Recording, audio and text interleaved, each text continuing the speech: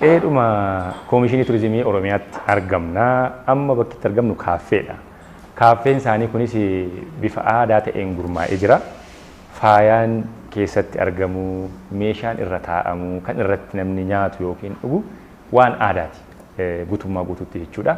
Kanaaf nuti as teenyee immoo kaaffee kanatti buna dhugaa dhangaan jirullee maal akka ta'e laallee dhamdhamacha.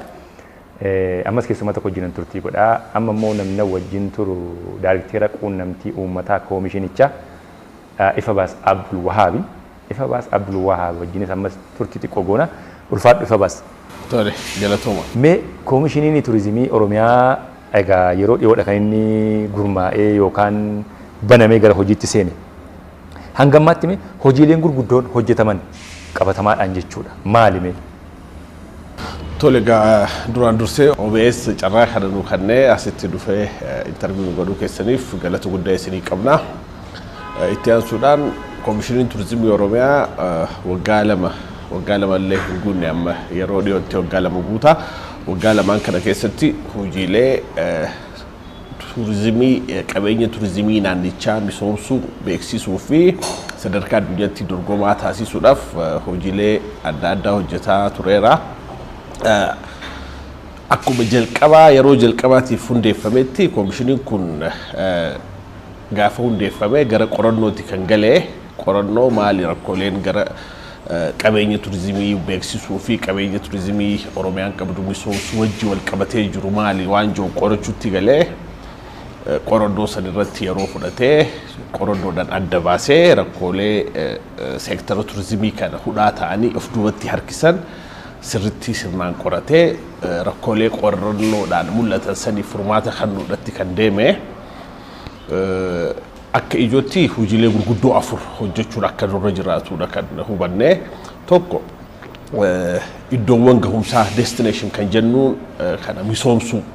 Misooma destinationiitti wajji wal qabannee Oromiyaan qabeenya uumamaa qabeenya turizimii bal'aa kan otuu qabnu misoomuu dhabuu isaatiin galiin barbaadamaa galii sanirraa argamuu danda'u otuu hin argamiin haala itti beeksifamuun irra jiraatutti osoo hin beeksifamin of duuba hafee irra jennee san qorannoodhaan adda baafnee irra saniin ammaas iddoowwan misoomuu irra jiraatu jennee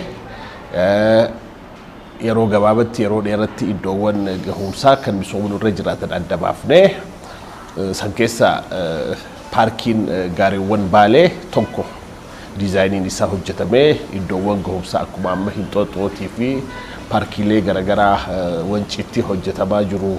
Muummicha ministeeraatiin koomishiniin turizimii inisheetiiva isaadhaa fudhatee paarkii gaariiwwan Baalee kana diizaayinii isaadhaa xumursiiseeraa jechuudha.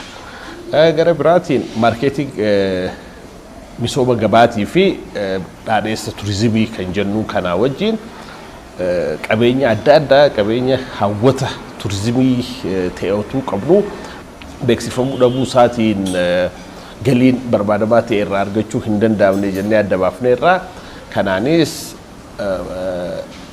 marketing promotion takka misooma gabaa turizimiitii wajji wal qabatee promotionii turizimiitiin takka dhaadheessa turizimiitii waliin wal qabatee hojiileen hojjetamuu irra jiraatan jennee karaa pilaatfoormii ammayyaa ta'een sooshaal miidiyaan haa ta'uu weebsaayitiin haa ta'uu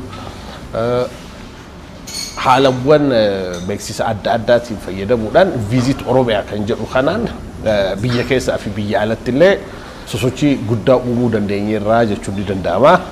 Kan biraa immoo qabeenya turizimii kana misoomsuudhaaf galiiwwan barbaachisaa ta'an haala itti argamuu danda'an riisoorsi mobilaayiz godhuu irratti kan hojjechaa jiru. Riisoorsiin qaamolee adda addaa qaamolee NGO haa ta'anii dhaabbilee mootummaa haa ta'anii dhaabbilee dhuunfaatii waliin hariiroo uumuudhaan walitti dhiheenyaan hojjechuudhaan haala galiin incoming generate itti ta'u takka haala galiin itti burqisiifamuu danda'u irratti kan hojjechaa jiru jechuudha. Kan biraa hojiin ijoon keenya qorannoodha. Qorannoon waan dhaabbatu miti research and analytics jennee daayirektoreetii tokko kan hundeessine qorannoon waggarraa waggatti ji'arraa ji'atti baay'ina turistoota galii turistoota irraa argamee waggaa darbeerraa waggaa kana fooyya'insa kamtu jira ifduubatti hafe moo fuuldura cehee waan jiru guyyaan waggaan ji'aan qorannoon seektara turizimii kun gaggeeffamutu irra jiraata kanaan dura hin turre akka biyyattiittu turistii Oromiyaa daawwachuudhaaf dhufan meeqa akka ta'an hin beeknu galiin turistii gara biyyaa dhufan kana meeqa akka seektara turizimii irraa Oromiyaan galii argatte kanaan dura beekaan turre kanaafuu akka daayirektoreetitti daayirektara tokko kan analytics fi qorannoo kan jedhu daayirektara tokko goonee yeroodhaan hoteelota irraa qooda fudhattoota seektara turizimii